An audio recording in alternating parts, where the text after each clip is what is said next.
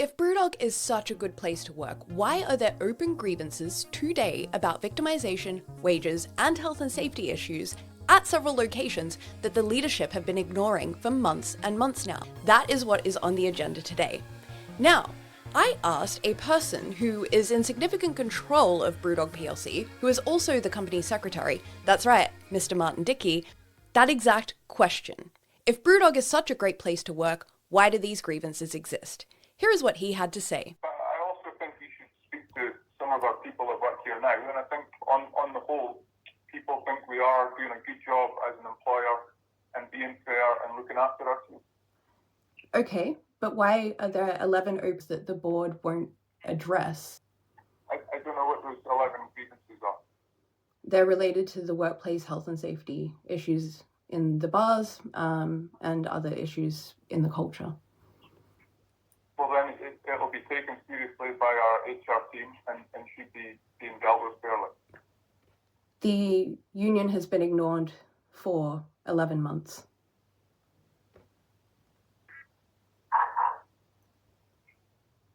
The only thing that happened is when they tried to push the topic again. Then that was when the incident happened with the journalist posing as Sam Davies.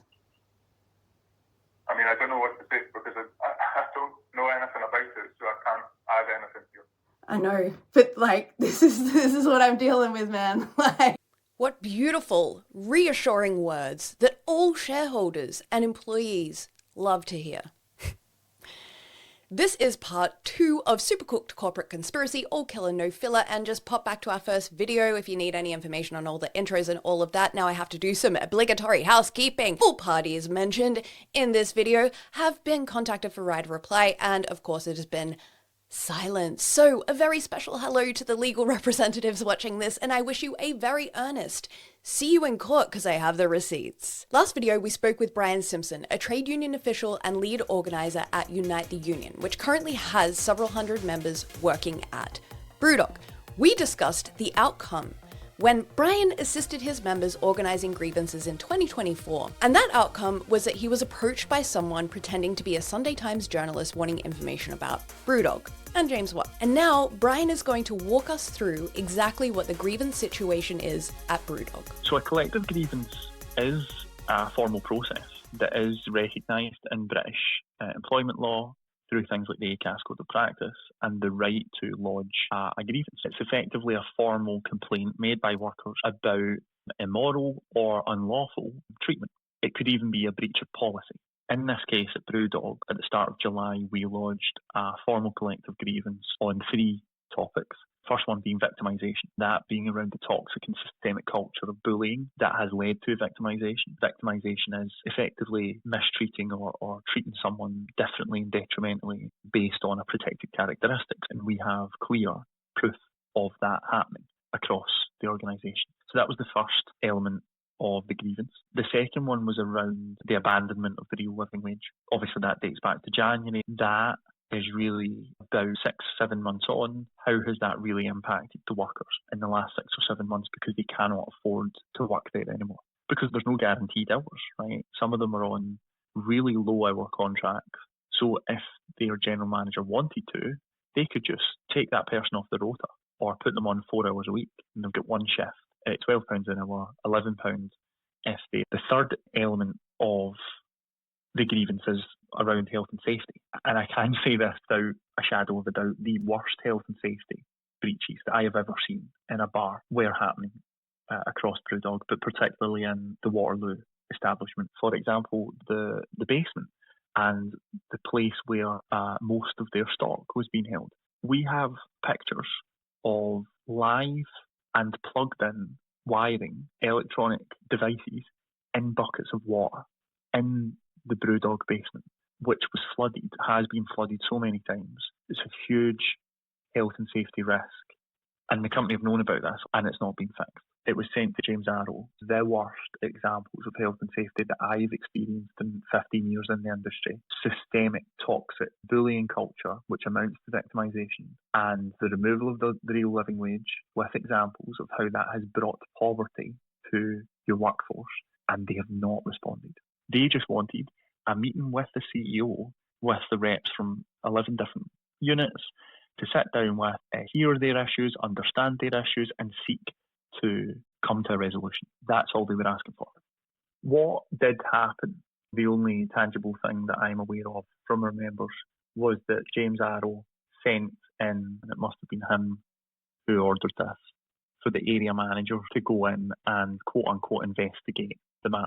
The problem is what they were doing was trying to pull aside individual signatories of that grievance, which in and of itself is a form of victimisation, and pulling those people aside and effectively saying, what is the issue here? Why have you gone to the union? Why have you not come to us with those issues? There you have it, a Sunday Times best place to work.